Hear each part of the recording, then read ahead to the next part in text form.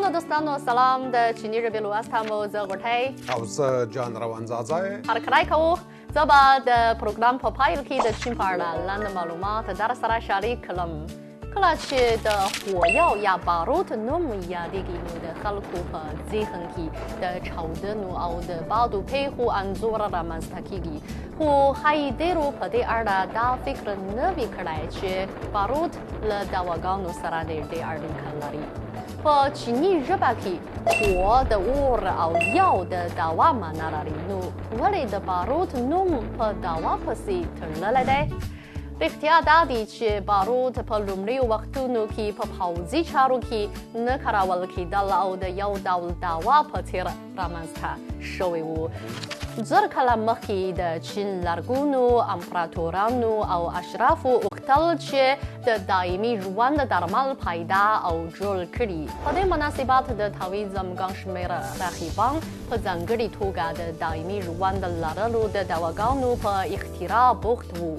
البته دوی د تلپاتې ژوند دواګانې پیدا او جوړې نه کړای شوې خو د پلټنې په ترڅ کې یې غني کیمیاوي پوښې ترلاسه کړي هغوی د یادو دواګانو د څېړنې په وخت کې دا فارموله جوړه کړه چې په مناسبه اندازه د پوتاشیم سلفر او د لرګیو سکارو په ګډېدو سره اور لګېدلی او چاودنه کېدلی شي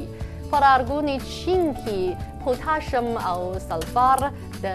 دواګانو په توګه بلل کېدل د یادو عناصرو په ګډېدو سره په ساده توګه اور لګېدنه کېده او د خویاو په نوم به یادېده له هغه نه وروسته اوس باروت په پراخه توګه د اور لوبو او پټکیو نظامي مهماتو او د صنعتي چاودېدونکو موادو په برخو کې استعمالیږي اوس مهال د چینایانو په عام ژوند کې هم باروت په پراخه کچه کارول کېږي په چین کې د پسرلي اختر د واده په ورځو او د نویو چارو د پرانیستونکو ورځو په شمول د نیکمرغۍ او خوشحالۍ په وخت کې همیشه پټکۍ او اورلوبې کېږي او په تېره بیا اورلوبې ډېر کېږي ډېره مننه پوه شوم چې د باروت اختراع د درملو لپاره شوې ده ډېری خلک په خوښۍ او ښادیو ورسره د نړیوالو لوبو په پرانیستونکو مراسمو کې اورلوبې کوي مثلا د کرکټ اولمپیک لوبو کې ډېرې اورلوبې کېږي او ښایي ډېرو ته یې ښې خاطرې هم وربهلې وي په هر حال اوس به د چیني ژبې درس پیل کړو سمه ده اوس به یو ځای نننی لوست پیل کړو موږ نننی لوست په چیني ژبه کې د څو فعل ته ځانګړی شوی دی دغه کلمه په چیني ژبه کې ډېره کارول کېږي او په پښتو کې د کول په معنا ده سمه ده د بېلګې په توګه 做工作 یعنې کار کول اوس به څو جملې زده کړو 我是做记者工作的 یعنې زه د خبریالۍ په توګه کار کوم做生意یعنې سوداګري کول 我在中国做生意 معنا یې دا ده چې زه په چین کې سوداګري کوم 做运动یعنې ورزش کول 人们应当每天做运动 معنا یې دا ده چې خلک باید هره ورځ ورزش وکړي 做手术یعنې طبي عملیات کول 医生下周给他做手术 یعنې ډاکټر به راتلونکې اونۍ د طبي عملیات وکړي 做决定یعنې پرېکړه کول 他还没有做决定 یعنې هغه پرېکړه نه ده کړې 做计划یعنې پلان جوړول 请做一份今年的工作计划 مهرباني وکړئ چې د همدې کال لپاره یو کاري پلان طرحه کړئ برسېره پر دې ځو کلمه د پخولو او جوړولو معناوې هم ورکوي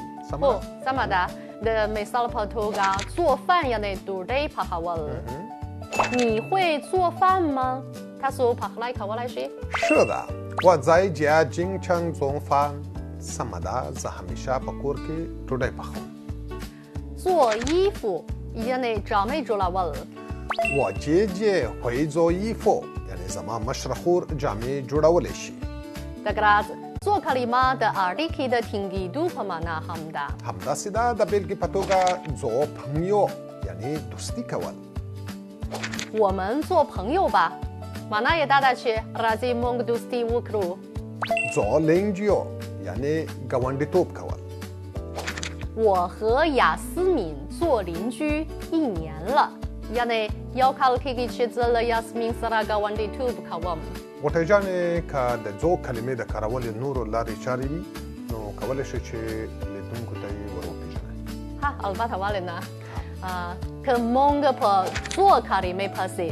له کلمه جمع کړو نو نوې کلمه څوله رامنځته کېږي. معنا یې دا ده چې چا کومه چاره کړې ده.